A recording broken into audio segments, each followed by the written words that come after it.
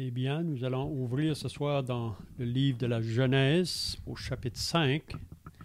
Genèse au chapitre 5.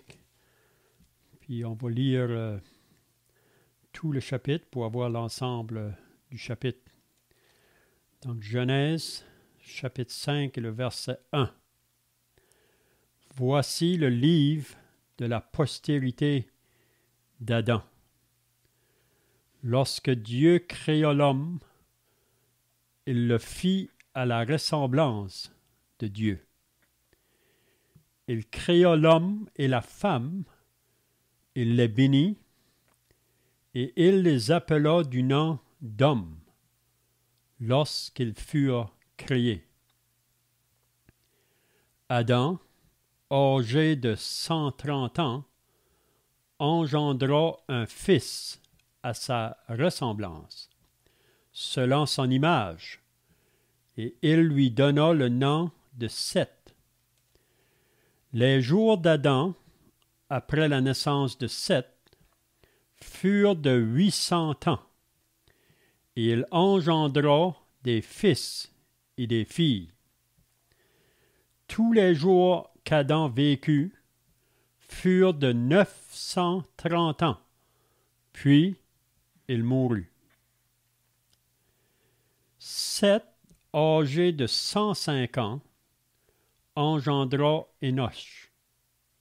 Seth vécut après la naissance d'Énoch 807 ans, et il engendra des fils et des filles.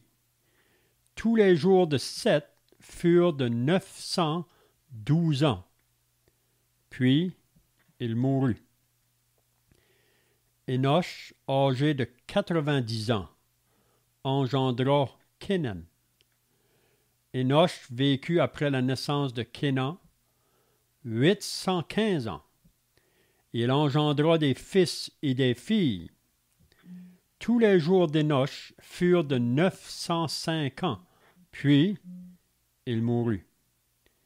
Kénan, âgé de 70 ans, engendra Mahalaleel. Kénan vécut après la naissance de Mahalaleel 840 ans, et il engendra des fils et des filles.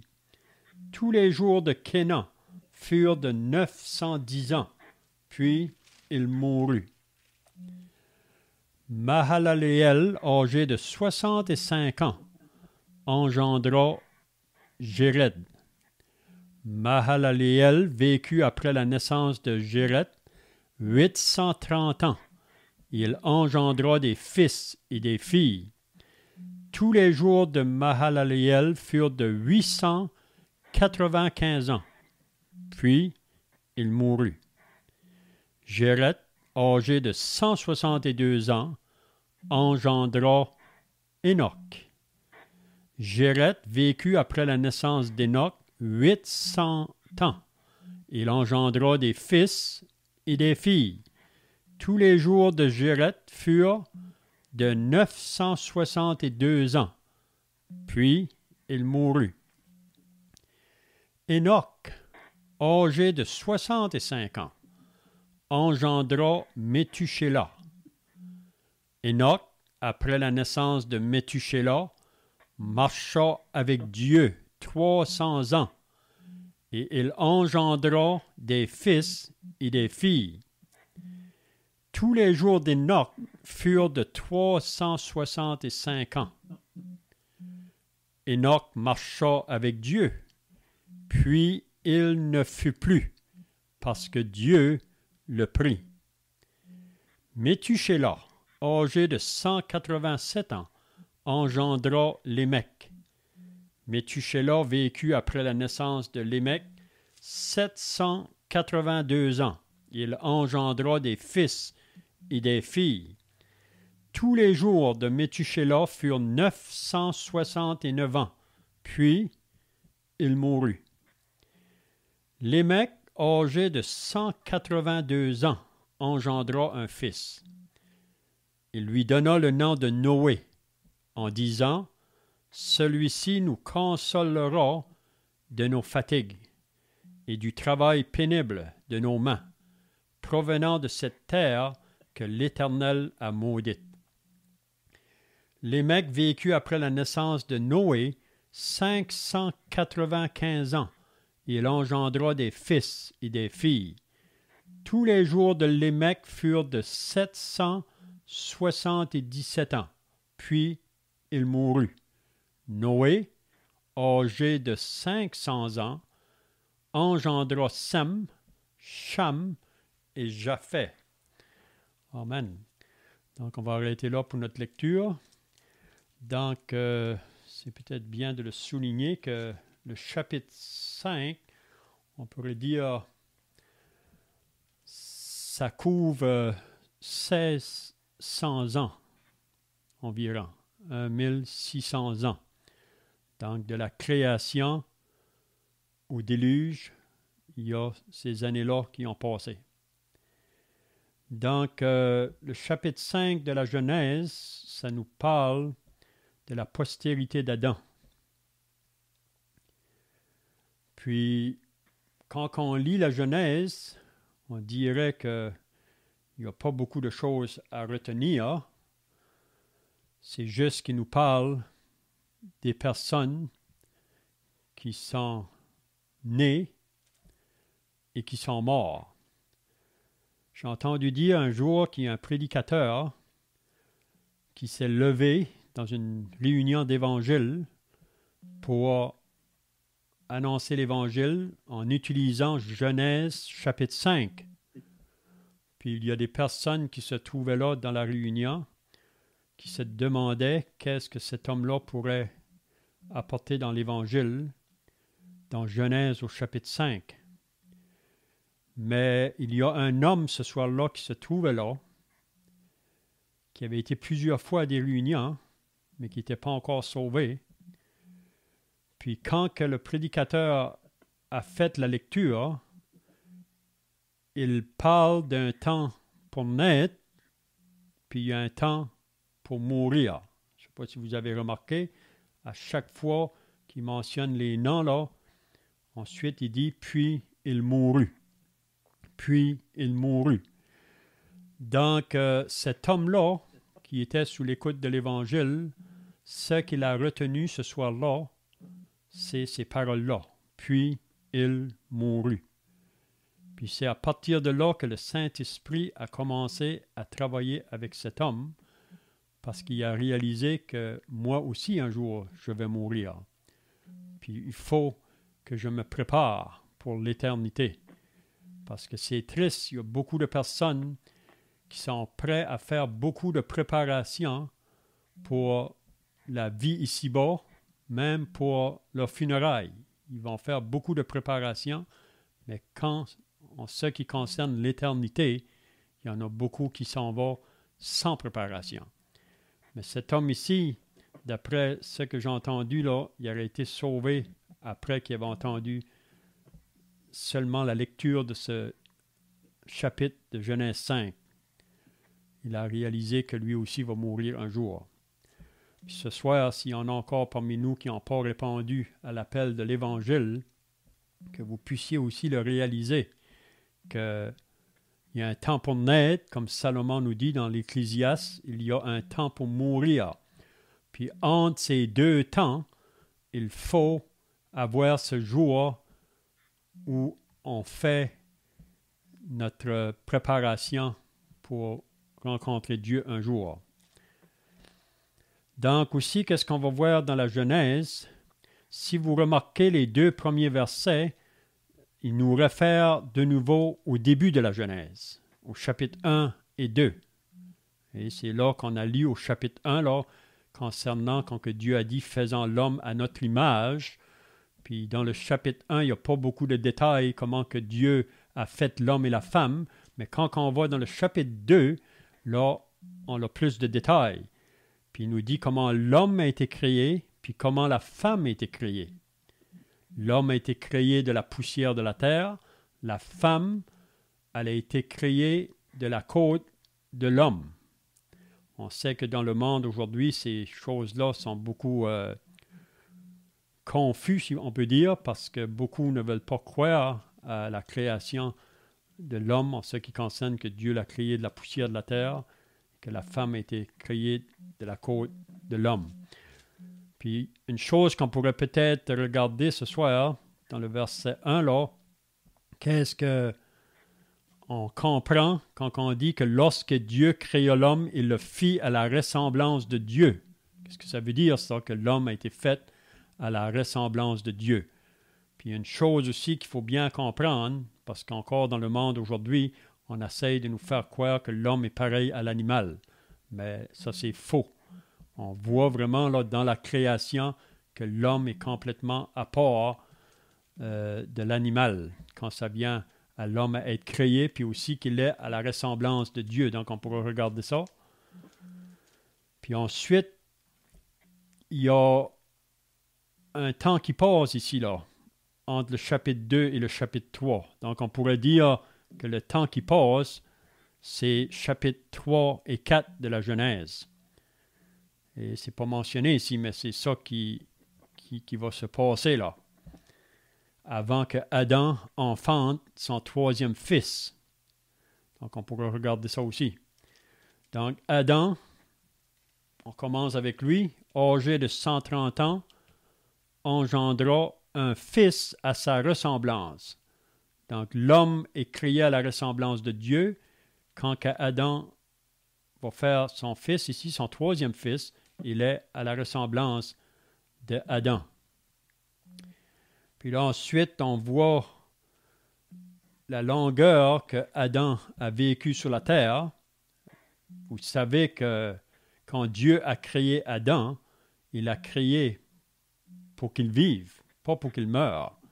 Mais on sait qu'après que Adam a désobéi, a mangé à l'arbre qu'il ne devait pas manger, parce que Dieu avait dit que le jour où tu en mangeras, tu mourras. Puis c'est ça qui est arrivé. Adam, après qu'ils ont été séduits, Ève et lui-même ont mangé le fruit. Puis ce même jour-là, ils ont connu premièrement la mort spirituelle. Ils ont été déconnectés de Dieu. Mais on sait que Adam va connaître aussi la mort physique. Puis c'est arrivé, ça nous dit, quand Adam avait 930 ans. Puis tous ceux qu'on lit par la suite, qui sont nés, ils vont aussi connaître la mort. Pourquoi? Parce que comme qu'on lit dans Romains 5, c'est pourquoi par un seul homme, le péché est entré dans le monde, c'est-à-dire Adam, et par le péché, la mort. Ainsi, la mort s'est étendue sur tous les hommes, parce que tous ont péché. Donc, c'est la raison pourquoi il y a le temps pour naître, il y a le temps pour mourir.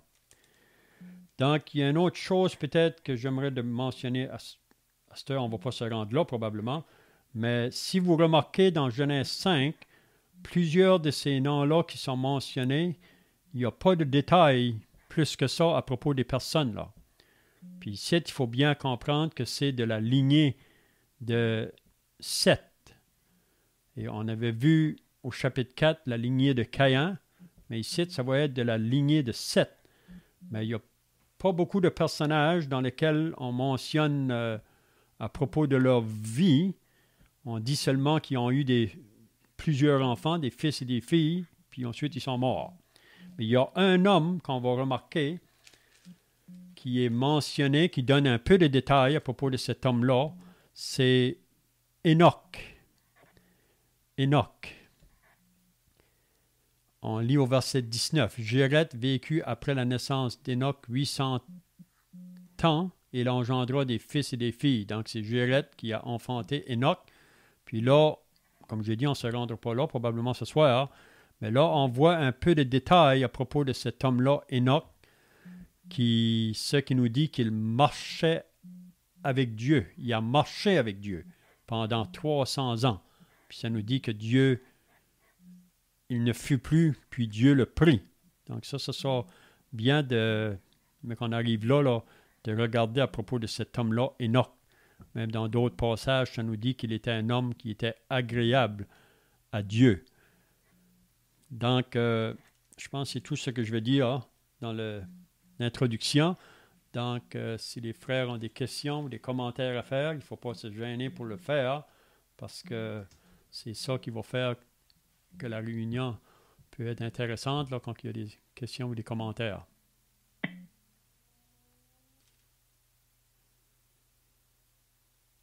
Peut-être la première question qu'on pourrait demander, qu'est-ce qu'on peut comprendre quand on lit que Dieu créa l'homme et le fit à la ressemblance de Dieu? Qu'est-ce qu'on pourrait comprendre ici par ces paroles-là?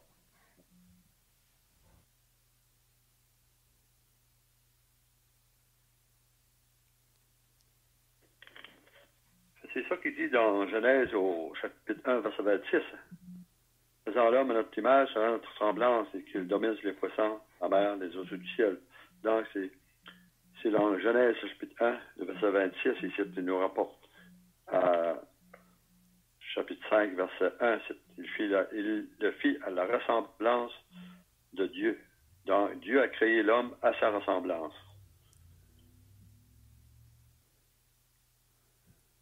Comment qu'on peut ressembler à Dieu? Dans quel sens qu'on peut ressembler à Dieu?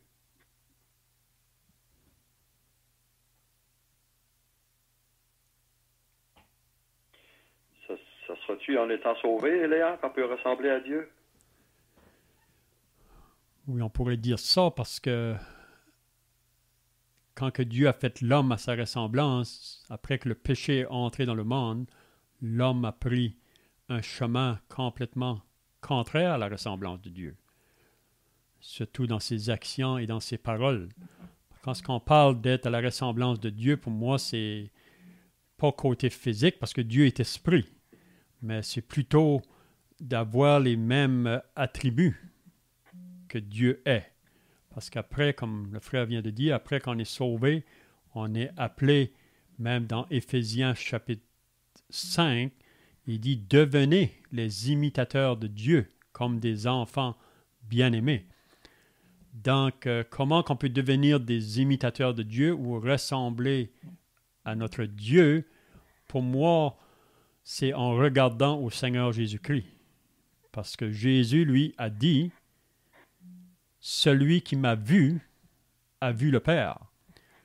Donc, en regardant la vie du Seigneur Jésus-Christ, ses paroles, ses actions, même ce qu'il disait de lui-même, qu'il était doux et humble de cœur.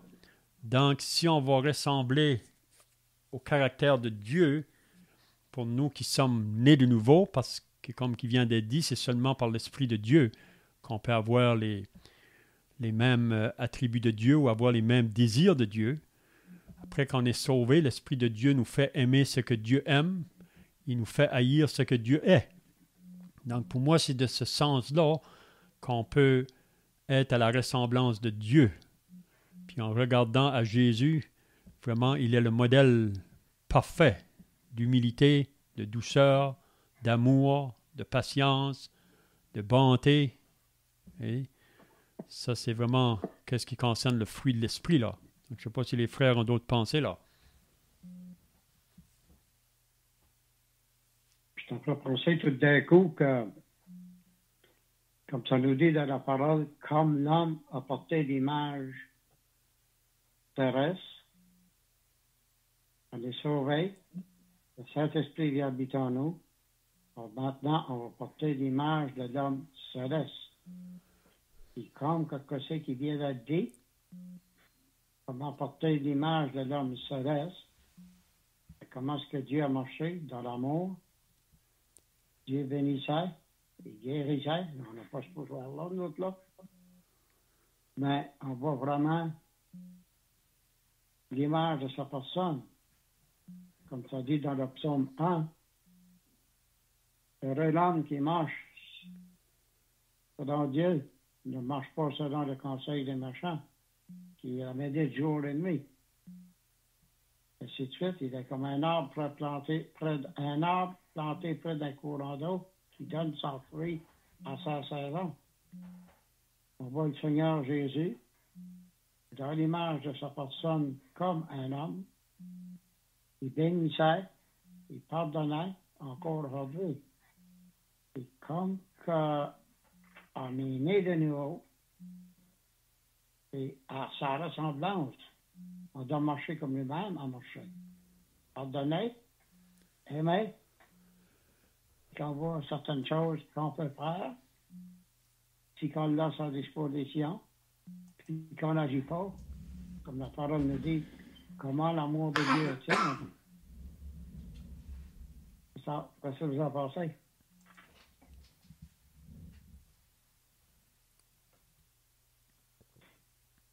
D'accord avec ça? Oui, c'est ça. Donc, comme tu dis, après que le péché est entré dans le monde, on sait que l'homme a pris un chemin contraire à Dieu. Mais après qu'il est né de nouveau, c'est vrai qu'on a toujours la nature charnelle en nous qui s'oppose à l'Esprit de Dieu. Mais Paul dit dans 2 Corinthiens 5 que si quelqu'un est en Christ, il est une nouvelle créature. Les choses anciennes sont passées et toutes choses sont devenues nouvelles et tout cela vient de Dieu. Donc, il va y avoir un changement. Vous savez, quelqu'un qui professe le salut de Dieu, il doit avoir un changement qui prend place dans sa vie. Ça peut varier avec différentes personnes, mais petit à petit, si on est né de nouveau, il va y avoir une transformation. Puis on va rassembler davantage à notre maître. C'est vraiment ça, vraiment un disciple. Hein?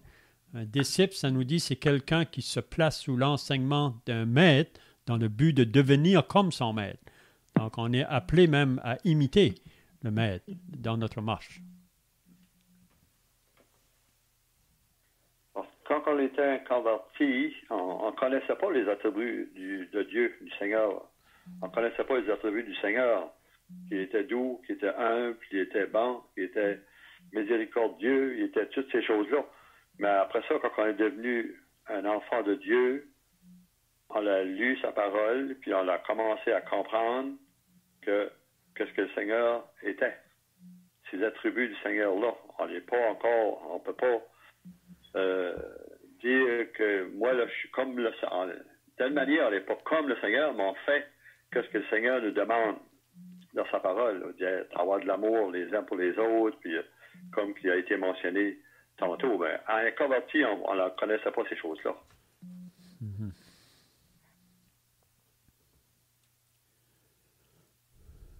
Mais quand il a créé Adam, il a créé Adam à sa ressemblance parce qu'Adam n'avait pas encore péché, ce là. C'est ça. Quand Adam est créé, il a créé à sa ressemblance, même dans un état parfait. Mais après qu'il a péché, c'est là qu'il a commencé à prendre un chemin contraire. Surtout ceux qui sont nés après lui, là. Donc, on voit, c'est ça qu'on a vu la semaine passée, la lignée de Caïn.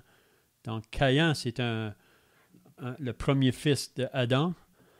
C'est tout quelque chose vraiment de la première famille, là. Il y a eu une grande épreuve dans la famille d'Adam, après qu'Adam et Ève ont péché, là. Parce qu'ils ont eu un fils, le premier, puis il est devenu meurtrier, il a tué son frère. Dans le même temps, ils ont perdu les 2 enfants. Ils ont perdu deux de leurs enfants. Mais on sait qu'Abel, lui, est à la bonne place parce qu'il a agi par la foi, mais Caïn, lui, a pris un chemin complètement contraire. Puis tous ceux qui marchent sans Dieu, ils sont dans cette lignée-là de Caïn. Ceux qui marchent avec Dieu, ils vont prendre plutôt la lignée de Abel, mais qui a été remplacée par Seth après. Là. C'est ça qu'on va voir ce soir.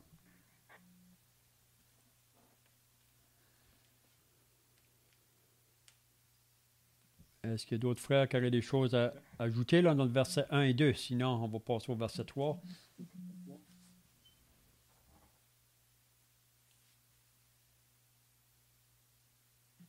Qu'est-ce qu'il veut dire qu'il crée l'homme et la femme et les bénit et les appela du nom d'homme lorsqu'ils furent créés? Le mot homme, on dirait qu'il va pour les deux, là. Je comprends pas beaucoup, là.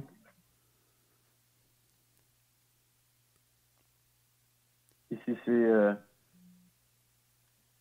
si on serait pour lire le texte en hébreu, le mot Adam et le mot homme, c'est le même mot en hébreu. Donc ici, c'est un peu comme un play on word, qu'on dirait.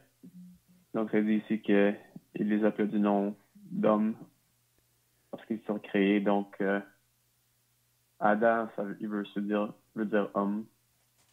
Alors, moi, je pense qu'on appelle ça comment je pourrais dire?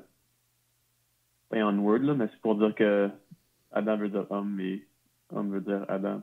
C'est comme ça que je vois, moi, en tout cas, là. OK. Mhm.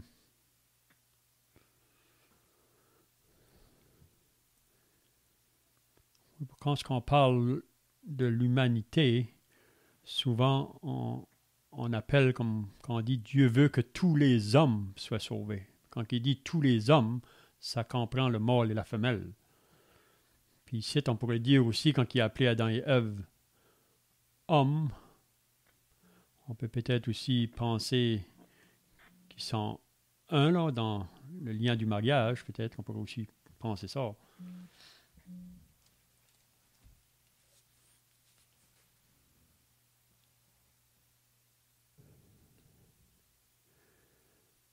Donc, on va au verset 3 comme ça. Adam, âgé de 130 ans. Donc, il y a plusieurs années qui se sont passées là. Parce que quand Dieu a créé Adam, ça ne nous dit pas que l'âge qu'il avait, Adam, quand il a été créé. Mais on croit quand même qu'il a été créé comme un homme fait, un homme mature.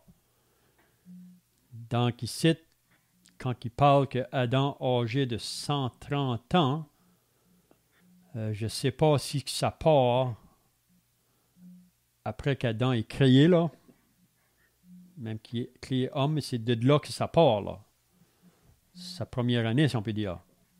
Donc, âgé de 130 ans, il a engendré un fils à sa ressemblance. Donc, si on n'avait pas le chapitre 1 et 2, on penserait que ça, c'est son premier fils ici. Mais on sait que Adam a eu 2 fils avant ce 3e fils. Il y a eu Caïn et Abel. Vous savez, il y a beaucoup de monde qui pensent que Adam et Ève ont seulement eu 2 enfants. Ils ont eu Caïn et Abel. Mais ils ont eu Caïn et Abel, ça c'est les premiers. C'est comme je disais, là, entre le chapitre 2 et le chapitre 3, il y a plusieurs années qui vont s'écouler là. Puis c'est là qu'on pourrait dire entre les 2 versets que là, on peut lire l'histoire de Caïn et Abel dans le chapitre 4. Puis aussi, on peut voir avant le chapitre 3 comment que le péché est entré dans le monde. Et là, il cite Adam, âgé de 130 ans, engendra un fils à sa ressemblance, selon son image. Puis il lui donne le nom de Seth. Si vous vous rappelez au verset 25 du chapitre 2, ça dit que Adam connut encore sa femme, elle enfanta un fils et l'appela du nom de Seth, car, dit-elle, Dieu m'a donné un autre fils à la place d'Abel.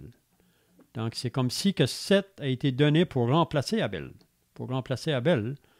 Puis c'est juste après ça aussi, ça ne le dit pas au chapitre 5, mais quand que Seth a eu son premier fils, ça dit c'est alors que l'on commença à invoquer le nom de l'Éternel. Donc, c'est ici qu'on commence à invoquer le nom de l'Éternel. Donc, est-ce que les frères ont des pensées là? Qui a engendré un fils à sa ressemblance. Aujourd'hui, on va rencontrer quelqu'un, puis on peut dire c'est qui son père, parce qu'il ressemble beaucoup à son père. C'est pour ça ici que engendrer un fils à sa ressemblance, selon son image. On peut dire, quand on rencontre quelqu'un, que toi, c'est ton père, c'est un tel ou un tel. C'est ça que, moi, je pense, c'est ça qu'aujourd'hui, que c'est pareil, là.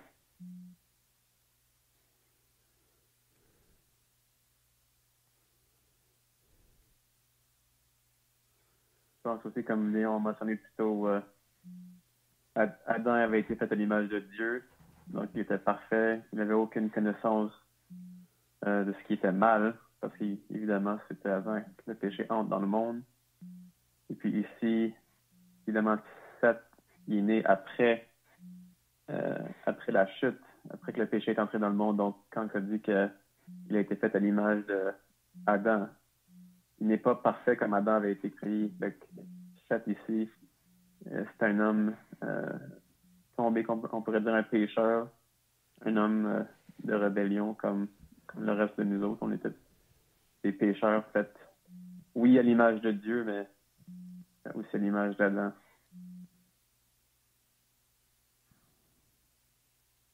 Je pense que c'est aussi pour ça qu'aujourd'hui, on a les deux, on a l'esprit en nous, que j'aime penser qu'il est l'image de Dieu d'une manière, et puis on a la chair qui est vraiment l'image d'Adam, cette vieille chair qui est encore en nous.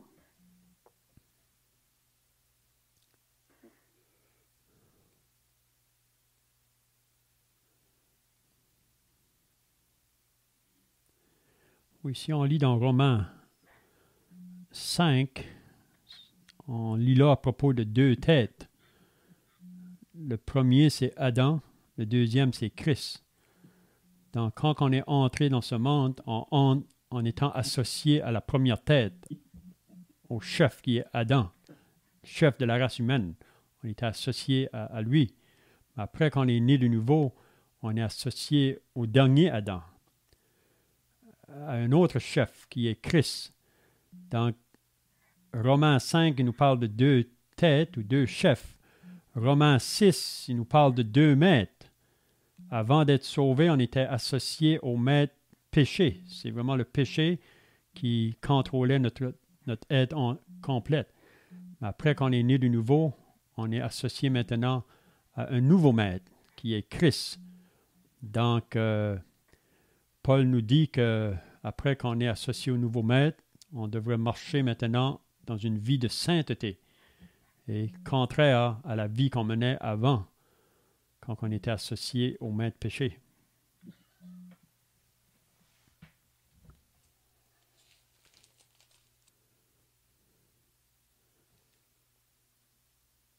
Donc le verset 4, les jours d'Adam après la naissance de Seth furent de 800 ans.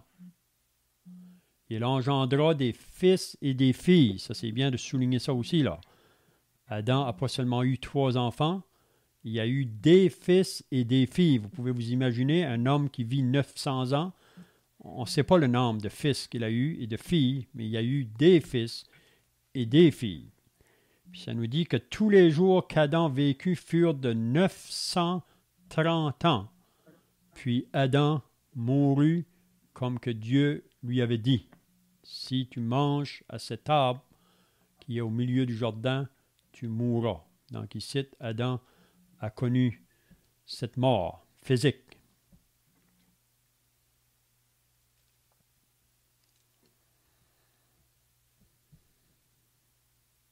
Il y a aussi beaucoup de Ça va, monde. l'explication que le monde vivait vieux dans ce temps-là, Léa? Oui, c'est ça. C'est ici, dans le chapitre 5, qu'on voit où les hommes vivaient le plus vieux, si on peut dire. Mais après le déluge, ça va changer. Ça va diminuer beaucoup après le déluge. Je peux penser que dans des millions de paix futurs, que le monde va vivre aussi longtemps comme ça. Des millions. Oui, c'est ça. Mhm.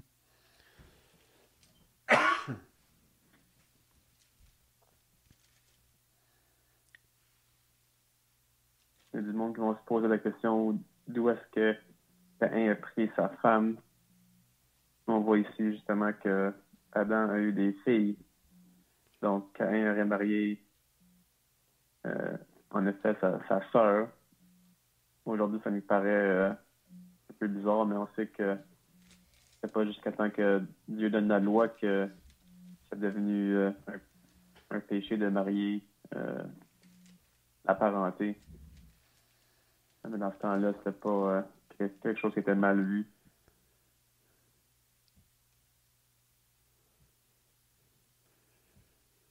Si je me trompe pas, je pense dans Lévitique que Dieu dit au peuple d'Israël de ne pas marier leur sœur. Mhm. Mhm. Oui. J'aimerais aussi de souligner, c'est bien de souligner aussi là, que la lignée de Caïn, hein, tous ceux qui, on peut dire, qui font partie de cette lignée-là, c'est ceux qui sont toujours inconvertis, mais il y a toujours une possibilité de se convertir. Et Dieu appelle toujours le pécheur afin qu'ils se convertissent. Puis la même chose de la lignée de Seth. La seule chose qu'il y a, la lignée de Seth, c'est des gens, on pourrait dire, qui sont privilégiés, qui sont comme dans le côté de ceux-là qui vont invoquer Dieu. Mais cela ne fait pas automatiquement que ceux qui naissent dans cette lignée-là, ils sont croyants. Et même qu'il y en a de ces personnes-là qui peuvent se détourner puis vivre comme la lignée de Caïn. Là. Dieu appelle tous les hommes à se repentir, à être sauvés, que ce soit d'une lignée ou l'autre. Parce que la lignée de Seth, c'est un peu comme les enfants qui sont élevés dans des familles chrétiennes. C'est pas parce qu'ils sont élevés dans les familles chrétiennes qu'automatiquement ils sont sauvés. Parce que il y a des enfants élevés dans des familles chrétiennes que quand ils prennent un chemin d'éloignement là, qui se détournent de ce qu'ils ont entendu, ils peuvent même aller plus loin que ceux qui n'ont jamais entendu l'Évangile.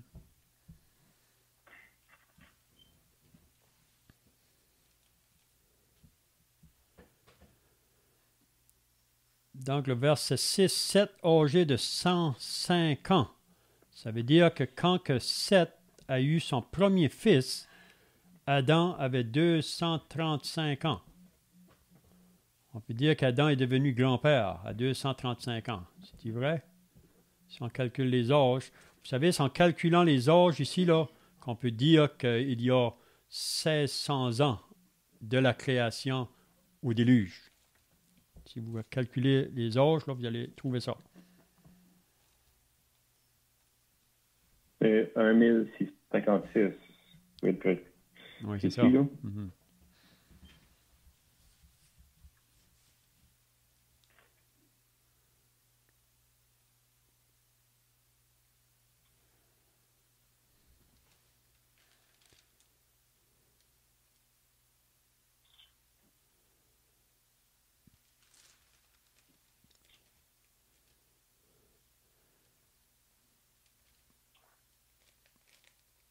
Dans combien de générations ont passé là, dans le chapitre 5?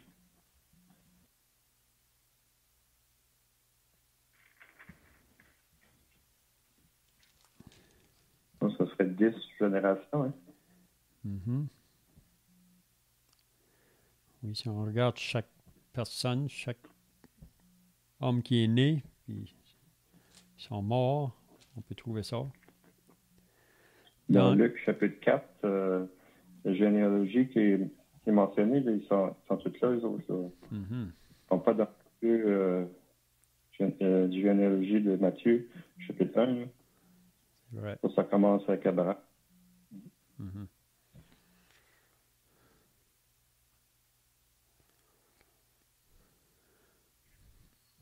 OK, donc si on est pour arrêter ce soir, on peut dire que à partir du 6, 7, 8, 9, c'est toutes des personnes qui n'ont pas vraiment de détails de ce qu'ils ont fait.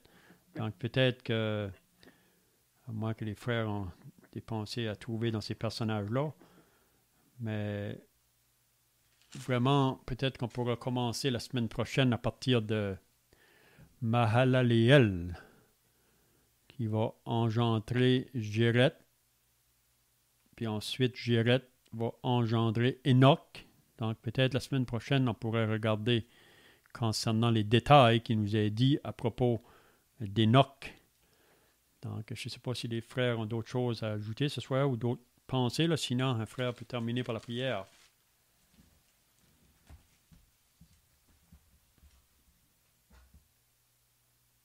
La prière. Dieu, notre Père, on vient dans ta sainte présence au nom du Seigneur Jésus. On te remercie pour ton amour démontré envers nous à la croix du Calvaire. On te remercie que malgré nos péchés, malgré qu'on a l'image d'Adam en nous, que tu es venu nous sauver.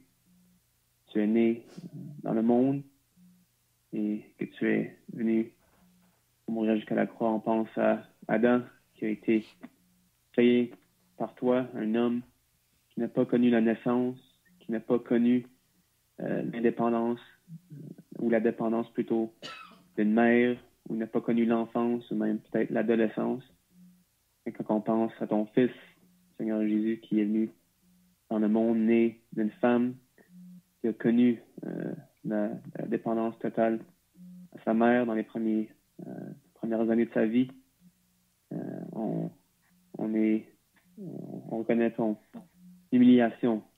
Tu as voulu venir dans le monde et puis expériencer la nature humaine, que tu puisses compatir avec nous et nos faiblesses. Donc, on te remercie pour ton Fils. On te remercie pour cette généalogie qu'on peut lire dans Genèse chapitre 5, avec laquelle on peut voir tracer la ligne de notre Sauveur et même voir comment longtemps passé tu as créé l'univers. Donc, je te remercie pour ces considérations dans ta parole. On prie que ça puisse être une bénédiction, surtout quand on constate ce que le péché a fait. Ça a amené la mort. Et on voit tous ces hommes, ces patriarches dans le chapitre 5 qui sont tous morts, peut-être à l'exception de un qui a été enlevé. On te remercie qu'à travers Christ, on a la victoire. Et puis, si on meurt physiquement, notre âme est scellée par ton Saint-Esprit. Et puis un jour, on a l'assurance d'être avec toi dans les cieux pour voir ta gloire et la gloire de ton Fils. Donc, bénis-nous ce soir. On prie pour une bonne nuit de sommeil pour tous, que tu puisses nous préserver dans ces derniers temps. On prie ces choses au nom du Seigneur Jésus. Amen. Amen.